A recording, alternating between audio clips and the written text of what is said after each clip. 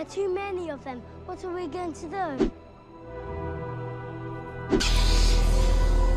Killed off screen by a bunch of loser side characters. The Demon Lord has absolutely zero weight in this series. In fact, the Goblins themselves are only a symptom of the original Demon Lord's rampage. So surely it would be prudent for the protagonist to kill the demonic generals and halt the resurrection of the Demon Lord. Well, yes, but no.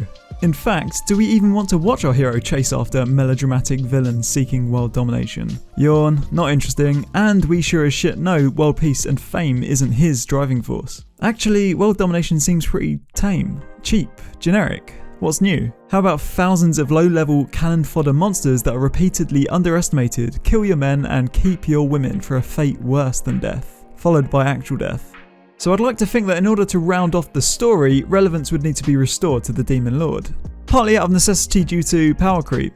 We've seen our hero kill Hobbs, Goblin Lords, Goblin Champions and even a Goblin King. And to keep momentum, naturally this sense of progression has to continue. So here are my top 3 ideas on how the show could give the Demon Lord some gravity, yet keep the narrative tight and focused on Goblin Slaying. Number 1. One of the Demon Lord generals must be responsible for the goblins under the water town, having sourced and operated that magical portal mirror for the goblins movement. This would indirectly bolster the Demon Lord's affiliation to the Goblin Scourge and boost our hero's conviction, or even justifying trying to put a stop to the Demon Lord's resurrection. Number 2. There would need to be a leader to take down on the Goblin's home, the Green Moon. We've seen our hero take down a Goblin King, but what if there was a King of Kings, a Goblin Emperor? Number 3. Lastly, and I'm really reaching now, but what if the Demon Lord was actually a Goblin?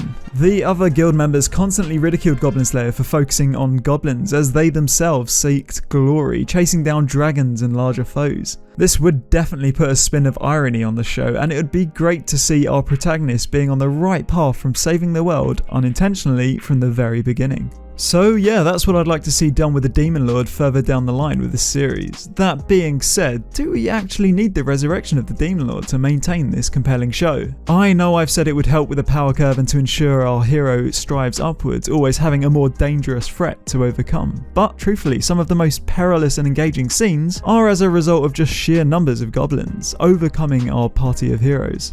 He predicted the use of the hostage meat shields on the front lines, the Goblin Riders' flanking attack, and ultimately the entire defense he organised was just a stage to distract the enemy forces so that he could take the Goblin King's head. Truly masterful. And so I'm sure you can understand my desire to see his back against the wall, being outwitted by a lowly goblin with supreme battle strategy. My final thoughts on why the goblins overshadow the Demon Lord is tied into their looming presence and the vulnerability of Goblin Slayers Harem. In the second episode, when the Goblin Slayer was checking the perimeter of his home for goblin tracks, I thought, how redundant, as if they are going to be skulking around. Sure enough, by the end of the season, the ground were covered in goblin footprints, right where he eats and sleeps. Knowing this, Cowgirl doesn't want to run. She's idly standing by on ground zero. Similarly, the Goblin Slayers party members, the Priestess and High Elf, are consistently in the line of fire. So perhaps I'm sadistic, desensitized and completely devoid of humanity, but wouldn't it be great if something happened to one of these girls? Triggering our hero's PTSD, but at the same time strengthening his resolve. And best of all, if it's even possible at this point, making us hate those goblins just a little bit more.